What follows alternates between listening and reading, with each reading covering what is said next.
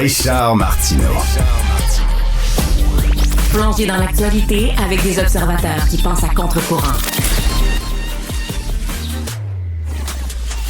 Stéphanie, tu te souviens, Pascal Bourgeois, des fois on le reçoit de temps en temps, elle étudie, c'est-à-dire elle enseigne à l'UQAM en éducation, puis elle nous avait dit qu'au cégep, son fils avait été accepté au cégep, puis il y avait comme une rencontre avec les parents. Où tu allais avec ton enfant, sa première journée au cégep, tu allais l'accompagner. Hey, rendu au cégep, t'as quel âge? T'as autour de 17-18, là? 18. Mais pour accompagner. Attends une minute, toi, tu fais partie de la génération Z? Non, moi, je suis milléniale. OK, en tout cas, 77% des jeunes de la génération Z ont déjà amené un parent lors d'une entrevue pour avoir une job. Attends, là, genre... le parent apporte son enfant non. avec l'auto. Puis... Non. Ils ont amené pendant l'entrevue. Dans le bureau. Ils font l'entrevue avec papa ou maman pour avoir un job. Écoute, qu'est-ce que tu fais quand tu passes une entrevue puis ton candidat arrive avec son père? Moi, je capote, moi, là. Stéphane Simard est conférencier en ressources humaines. Il est avec nous. Salut, Stéphane. Bonjour Richard, merci de me recevoir. Ben merci. Ça a l'air la science-fiction ou un gag, là. Ça se peut pour vrai? Oui, ça se peut pour vrai. C'est sûr que, tu sais, le 77%, là, c'est une étude américaine faite auprès d'autour de 830 personnes. Fait que, tu sais, on peut pas généraliser ça à l'ensemble de la génération Z. Mais la question, c'est pas nécessairement est-ce que ça va se produire un jour? C'est plutôt qu'est-ce que je vais faire comme gestionnaire si ça se présente, cette situation-là, devant moi, là. Parce que Stéphane, notre recherchiste, a vu le texte que tu as publié là, sur ta page Facebook. Et il me montre ça, puis je lis ça. Venez pas, tu as présenté une entrevue. Je sais pas, comment on devrait réagir. Moi, tout de suite, si j'étais le boss, le patron, puis un des candidats arrive avec son père, c'est tout de suite, je dirais même pas de s'asseoir, je dirais, OK, t'es pas fait de la job, bye-bye, va-t'en, là. Ben, c'est sûr qu'on peut être tendance à juger rapidement, mais c'est pas la chose à faire parce que, bon, c'est sûr qu'évidemment, si c'est un adulte qui n'a pas de problème au niveau comportemental puis tout ça, je pense pas qu'on lui rend service comme parent si on se présente avec lui en entrevue. Oui, on peut le coacher, le préparer. Mais si effectivement c'est un jeune, premier emploi, 16, 17, 18 ans, d'avoir son parent qui est là, c'est pas nécessairement hors du commun. Mais c'est sûr que comme gestionnaire, il faut faire comprendre aux parents qu'on va être disponible après pour répondre à ces questions, mais que l'entrevue doit se faire effectivement seulement avec le candidat. Mais en arrière de tout ça, la question à se poser comme gestionnaire aussi, c'est comment ça se fait que le jeune se sent pas assez sécure pour venir tout seul à l'entrevue. Fait que je pense qu'il y a une responsabilité aussi un petit peu du côté des gestionnaires de clarifier le processus, d'expliquer c'est quoi les étapes, puis de rassurer les jeunes dans le processus de recrutement. Mais tu sais, ça dépend des jobs en même temps, Stéphane. Tu sais, moi, j'ai un fils de 17 ans. Mettons, je le mets plus jeune. Mettons, il a 15 ans. Puis, écoute, il est approché par une agence de mannequins. Mettons, mon fils est très grand. Puis là, il voudrait qu'il soit mannequin parce qu'il y en a des mannequins adolescents. Je l'accompagnerais, effectivement, pour savoir c'est quelle sorte d'agence. C'est-tu sérieux, ça? C'est-tu des affaires de porno juvénile? Là? Ils vont-tu, tu sais... Là-dessus, on peut comprendre. Oui.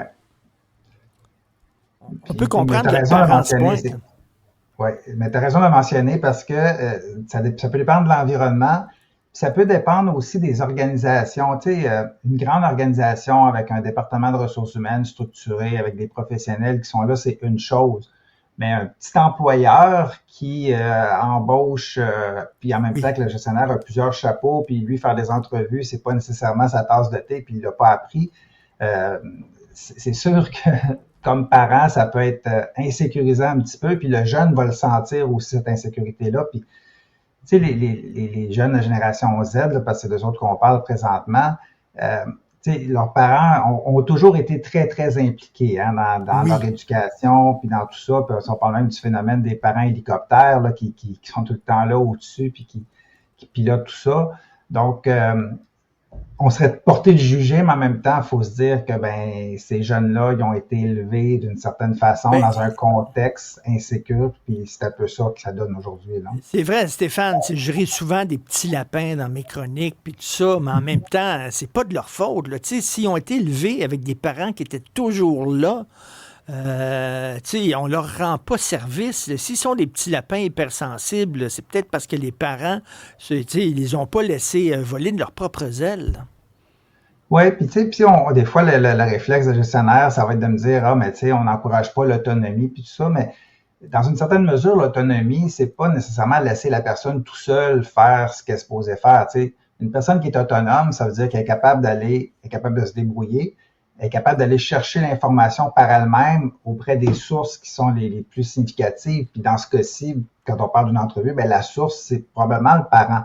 Donc, c'est pas nécessairement un signe de la personne que le jeune ne sera pas autonome, c'est que son réflexe, c'est d'aller vers les sources les plus fiables pour aller chercher l'information qu'il a besoin puis prendre sa décision ultimement. Mais en même temps, ce sondage-là, le 77 qui amène un parent dans une entrevue, c'est dur à croire, mais ce sondage-là démontre que les jeunes travailleurs, ils sont particuliers. Hein? On entend souvent ça, là, comme quoi ils veulent pas travailler le soir des fois. Pas tous. Moi, je travaille avec des jeunes qui ont du cœur au ventre, puis bon, il n'y a pas de problème. Mais il y en a, effectivement.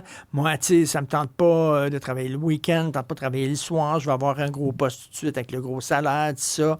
Si ça me tente pas, si j'aime pas la job, je vais sacrer le camp, j'enverrai pas de courriel, j'appellerai pas les boss.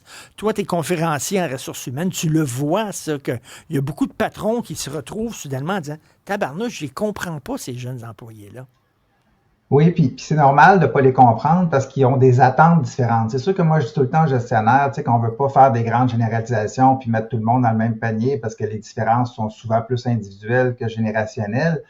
Mais tu sais, je mentionnais tantôt l'éducation qu'ils ont reçue, le contexte socio-économique, tout ça a forgé une génération qui est comme ça aujourd'hui. Donc, c'est sûr que pour un gestionnaire, on peut être porté à juger puis avoir des commentaires des fois négatifs, mais en bout de ligne, il faut s'adapter à cette réalité-là. C'est comme si quand il y a des nouvelles technologies qui arrivent, l'intelligence artificielle arrive, bien, on s'adapte. On peut être pour ou contre, mais en bout de ligne, il va falloir s'adapter. Fait que c'est un peu ça aussi pour les aides. C'est cette main-d'œuvre-là qui arrive, donc il faut s'intéresser à leurs attentes puis leur faire comprendre que peut-être que leurs attentes sont différentes de la réalité et de gérer cet écart-là entre les deux. Oui, ben oui. Ah, maman, oui, as-tu aimé l'entrevue? T'as aimé ça, maman? Oui, tu trouves que j'ai posé les bonnes questions, maman? OK, merci beaucoup. Bye. Ben écoute, ma mère a bien aimé l'entrevue que j'ai faite. C'est incroyable quand même. Merci beaucoup, Stéphane Simard. Puis allez lire son texte sur sa page Facebook, conférencier en ressources humaines. Merci.